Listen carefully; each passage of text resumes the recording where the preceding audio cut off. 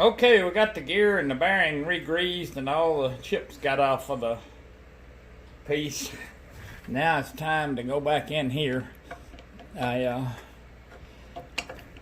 file the edges of that. There we go.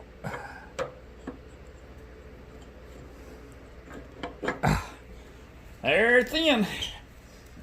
It ain't all that bad to line up, except the first couple of times you do it. After that, it gets pretty easy. It came out of there a lot easier than what I was expecting. I was expecting to have a fit. I was expecting to have to take that back panel off, go in the sump area there, and tap on the back side of that this shaft. But surprisingly, it came right on out of there.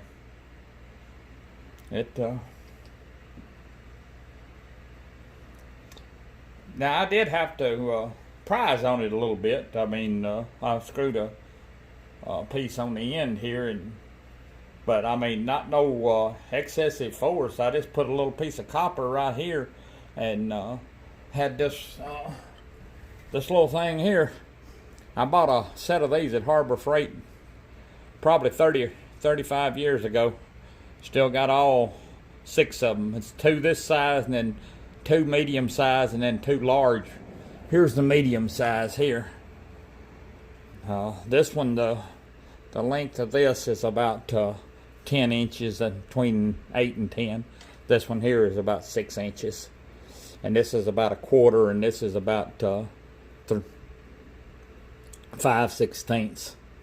And the other one's a 1/2 inch, and it's about 12. No, it's about 14 inches long, I guess. But they've been that's one of the most useful tools that probably I've ever bought. So now all we got to do is put it back together. I also ordered some more of this T-track. You've seen in the first video, I used this for the Y feed for the stop. And it seemed to work pretty well, so I ordered some. Couldn't find exactly what this was. Well, I did find it, but after I ordered the other's a little bigger than this. So it'll probably work just as good. We'll have to wait and see. I don't know if these things here will fit in this track. May be a lot larger, which I had to take some off of those there, but we'll just have to wait and see. But this, as far as this goes, it's ready to put the machine on and get cracking. So that being said, let's get busy. It's in the low 90s here in Alabama today, and I don't know if I'm there. I gotta go over that. After being in the low to mid 70s for a while, it feels pretty hot.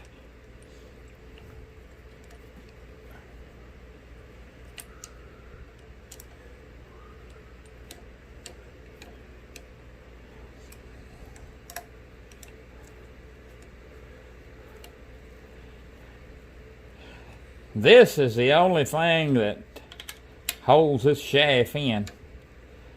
These 3 bolts right here.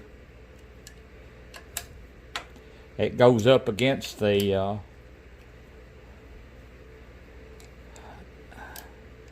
bearing holder, and it's got a on the back side of this.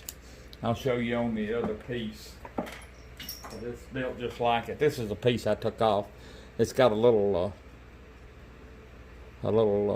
ridge here that goes up against the bearing that holds the bearing, and it's the same distance when it presses up against that bearing. This is pressing up against the bearing holder. All of it's located at one time. Holds that bearing in there, and won't let it, when you keeps all your components pressed together.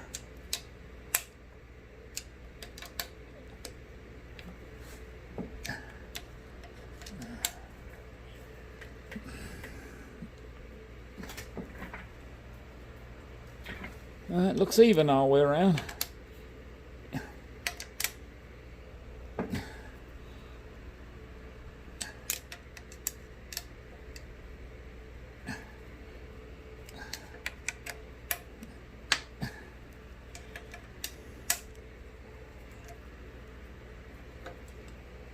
You got to keep tightening because it keeps pushing that bearing holder. I think it's got a little bit of a taper. The further it goes in, the tighter it gets. But that's got that done, and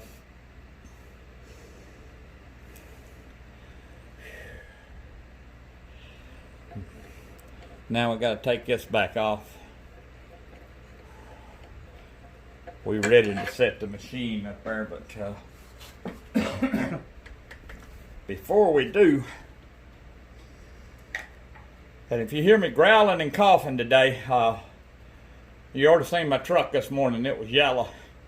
These trees and this allergy stuff is running rapid, and people scared to death when you cough or sneeze, thinking you got the virus. And so I wear a mask everywhere I go. So I don't go many places. I go to get carry out sometimes, and get groceries. That's about it. I'm greasing right now. I'm greasing this gear on the motor.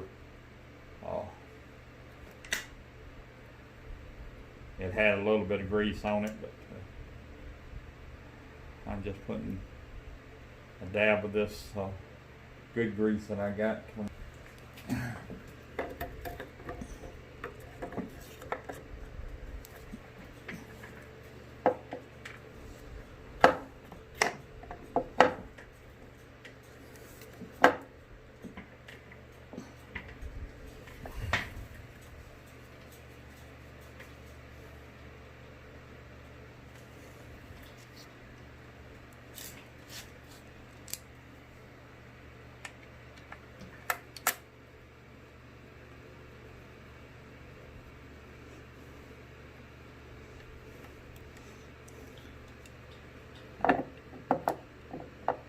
It's a close fit on this corner of the machine right here in the corner of this box. When you get it bolted up,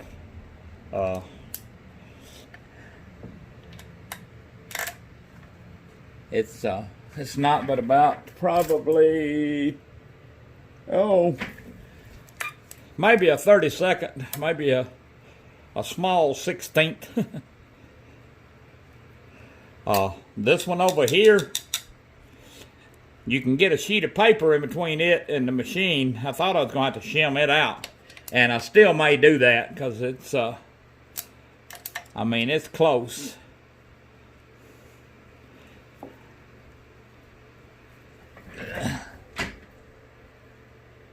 Yeah, we got about a 32nd. I bought these units. They ain't got no guarantee on them anymore, so if they go bad, they just mine. I bought them back in December when I bought the machine. But I've had so much other stuff around here that that's went wrong, and I've had to fix and stuff that I just hadn't had time to get them on there, and it wasn't no pressing deal like I needed, really had to have them. I needed the mill. I needed to get all the electrical and all that run, and was being sick and all. I just didn't have time, and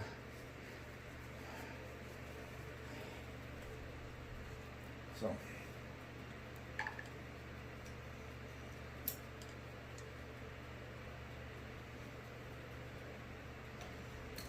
Okay, this now we're ready to shim this gear. And the way I do that, I've already got it shimmed to the right. When you put these things on here, and you get it to mesh up, you can tell that's out of gear right there. That worm gear in there, or that helical gear, whatever it is in there, is it'll turn when you put it in gear. It won't turn, so you got it meshed up. And I've measured, and there's no way that anything can hit other than that gear. So you know that gear is metal to metal. So what I do is take a measurement off of this flat surface here, up against this flat surface, and it's a pretty accurate surface around this piece here. And I kept putting shims in until you can hear, I don't know if you can hear that or not, but you can hear it. It's like a scrubbing action. And I kept putting shims in until I didn't get no scrubbing action. And then I went back and took one shim out, and then shimmed, measuring as I went, knowing that when I took that one shim out, it was metal to metal. And I shimmed out until I didn't get that metal to metal sound anymore. And when I did, I added 10 thousandths of clearance to it, so it wouldn't be, so I'd know it'd have at least 10 thousandths in between the gear. And that's worked out pretty good. Worked out pretty good on the x-axis. I've had it, it runs pretty good, and the y done the same way. This is all the shims I had to put in there to shim it out. The pack itself is, well, I don't see, my measuring device has left me. I've got so much junk standing here. I've got every tool in my toolbox, I think, out here. Oh, there it is. Let's see. As you can see right there, we've got about 115 thousandths worth of shims in there.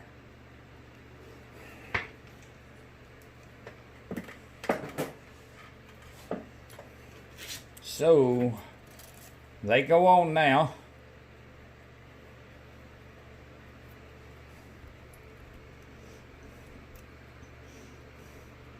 And I should have made sure that that shaft was turned up.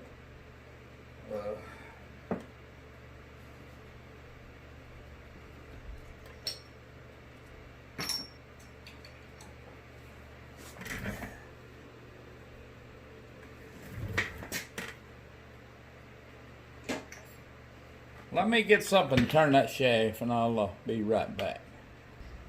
Okay, I turned it where the keyway would be up on top. That way it'd be easier to put in and not drop. So now we're putting the key in.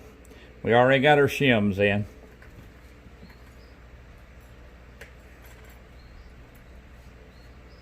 Now this piece has got it comes with the, this is the piece that screws up against your dial, and it comes with a spring loaded. These springs are really stiff too. They're really too stiff. So we got to take this off, because this gear goes on first, and then your dial goes on. Gear goes on, then you got to take the dial apart that came off of the machine, because we never did take it apart a while ago. And this piece is just saved for future references, I guess, or future, if something happens, you have to have it. You don't need any of this with the motor. So we'll put that in the bag and put it up. What we put on now is this piece here that we just got off of there.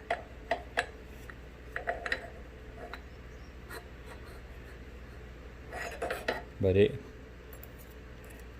goes right up against it, and if you don't use that shim, And then you can see how much it pushes it out, and it's really too stiff.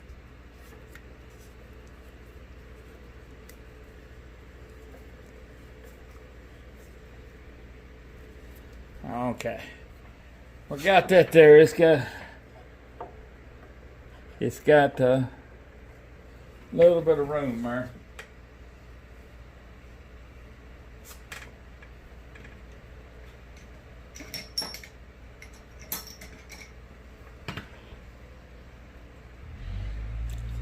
And this is something else that they didn't include.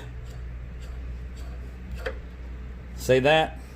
It's nothing to hold that gear in. Nothing whatsoever. They sent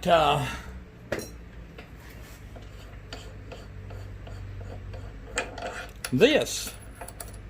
But as you can see, it won't go over that. That's for the other two. This end takes one like that. I made that on the lathe.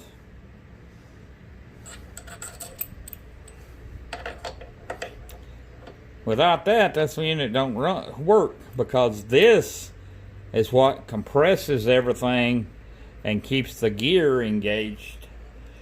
And I forgot while I was over yonder, I was supposed to have drilled this. I had it all measured out. And that's what you get for stopping in one day and trying to finish up the next day, and you forget things. But that being said, we can drill it by hand. Before we do that, I think we'll test the unit out and see how it does.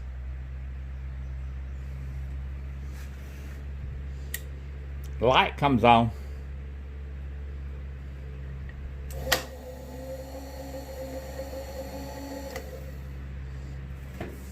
Let me make sure the table's not locked. I mean, the knee is not locked.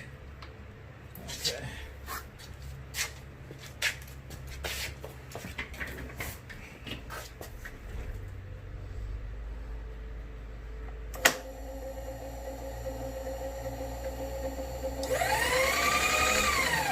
Okay, it's going down.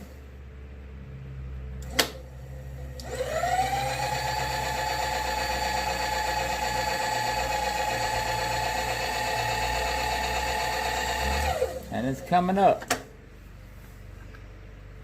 So, I didn't hear any strange noises, and it sounded good. And now we'll get set up and drill those holes.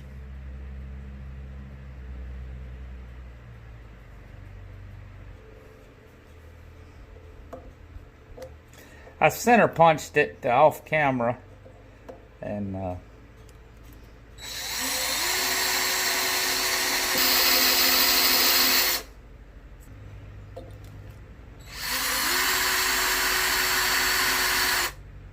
okay, I got the hole drilled in it.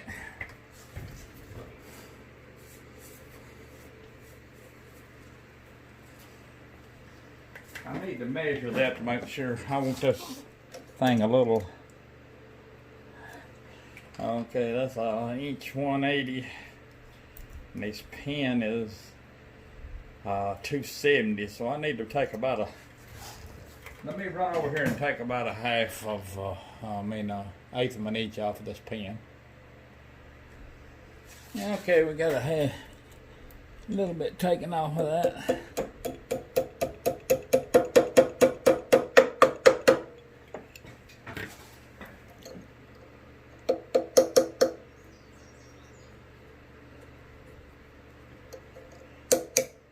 Whoops. About 50 thousandths in on both sides. That's about it. All right. Folks, it'll be done. I'll probably break this up into